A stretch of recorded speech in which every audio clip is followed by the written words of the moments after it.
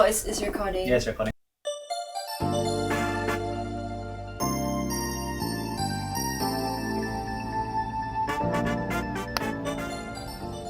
Hi ladies and gentlemen, welcome to PP Bites. My name is Kenneth and this is Ash. I don't know whether any of that was usable, but... Hi guys, my name is Ash. And my name is Kenneth. And welcome to the first episode of PP Bites. PP Bites is a new segment. Yes. Where we just talk about everything and anything. Yes. Mostly audio related lah, but it's gonna be a little bit less corporate and official than what we normally do. Before we start talking about anything, I just want to read a comment for you first that I found on the internet, alright? Okay, so the comment goes as such. When I see those uncles or nerds with huge headphones and wires going through all their decks and amps and whatnots, walking around Syok Sendiri during their commute, but what if? Can Syok Sendiri without those clusters of equipment? In caps, go wireless. Who want to go wireless? What's wireless? So what are your thoughts on that? This is 2021 guys. It is the time and the age to enjoy music on the go. Wireless is great. It's great for running. You know, we wear those wireless earphones, go run, very short. I do that all the time. But when I really want to listen to music, you know, I always just listen to wired earphones. It just sounds much better. But anyway, today we're going to pretend that we are not an uncle and not a nerd, and we're going to be talking about some of our favorite Bluetooth earbuds. Right.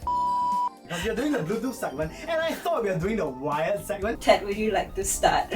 Anyways, my favorite true wireless earphone, that is, to be honest, you know, these days, if you cannot notice already, I am slimming down. So I run very often, every alternate day.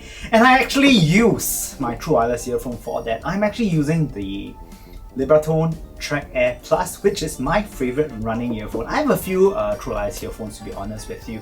I have the Sony WF-1000X Mark III. That was a mouthful, but yes, I don't use that for running because they sound great, but I don't feel very secure with running with them.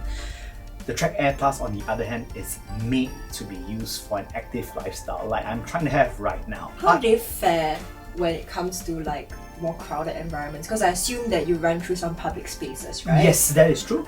Well, the noise cancelling actually does work very well. I do enjoy that.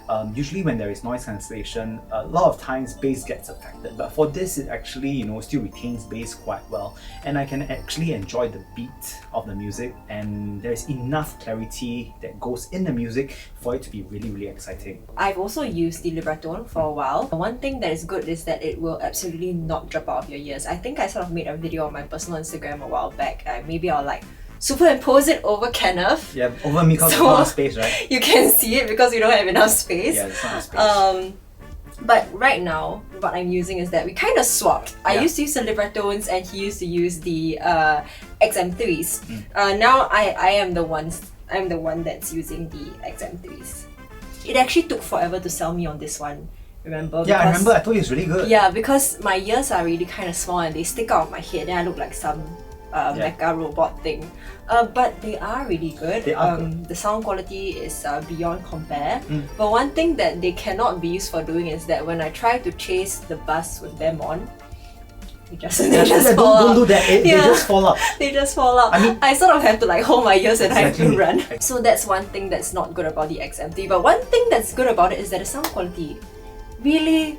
Yeah, well, it's beyond compare. Yeah, beyond compare. Very, very few things can compare to it. Maybe one of them that actually can compare will be the Sennheiser Momentum. Yes. Because that is really very clear. But for a very good all-rounder, I would say that the XM3 is good. It's stable, the connection doesn't drop off. Maybe one thing to note about the sound signature is that it's a little bit boomier. Yeah. So actually, for me, when I use the XM3, what I like to do is to, you know, there is the app that comes with it, I'll actually reduce the bass by about -5, and I think that makes the sound a bit more balanced. But of course, if you like more bass, feel free to increase it to your heart's content. But for me, I like it at -5. And one thing I found quite interesting that I saw online is that people are saying that the XM3 doesn't have an IPX rating, and that's bothering them because they didn't know how fit it was for exercising. But I still don't think the XM3 can be used for exercise. They should not it's just be not. used. It's just not made for that. Okay, let's be honest. Okay, for the XM3, I actually did tweak mine when I was using it. I'm using the Sedna ear tips with it, the sticky ones. I think it's called the Exact Fit. It's quite hard to pronounce the name. It's a long gibberish word. Is it Zelastic? Yeah, it's the Zelastic. Zelastic, yeah. You know, it's quite complex. But anyways, they do fit really well with the XM3. So with it, you feel like it's going to be stuck in your ear. But you know, because of the center of gravity, it's a bit, well, it's further away from your head. I still don't feel very safe running with them. I actually feel a lot better using the Libretones for running. For me, switching out from the Libretones, which was stuck, literally stuck to my head. Yep. This was a little bit of shock lah. Yeah, but eventually when you get used to it, you've gotten used to it, but still it can't really be used for exercise. Yeah. Any honorable mentions from your side? Like good wireless stuff? Dongles or other wireless Bluetooth earphones? You know, actually I think for the past year, brands such as Fio has been putting out the BTR5 Bluetooth dongles out there in the market. You know, the BTR5 actually is a very competent Bluetooth device, and from time to time when I want to use my wired earphones and I actually forgot to bring a dongle such as the Lotto Port S1, I actually use the BTR5, which is forever in my bag, and it worked quite well. Although, you know, if you use wired earphones, the best is to go with a full wired connection, but this is a good compromise. So yeah, I think that's about it for Bluetooth earphones. Yes. We'll be releasing these mini clips every now and then, every time we have something interesting we want to talk about, every time we want to talk about a hobby. Basically these like fill our soul. Correct. So allow us to share a little bit more with you as well. I think this format is a bit more interesting because we get to interact with each other. Sometimes we feel like we're talking to ourselves, or you just hear random voices behind the back of the camera. That's because we're filming each other. This time around we are talking to the camera, but we're in front of the camera. It's actually by popular demand. Yeah. People actually do request for both of us to be on frame together. So yes, we exist in the same dimension. Yes. So yeah, this has been Ash.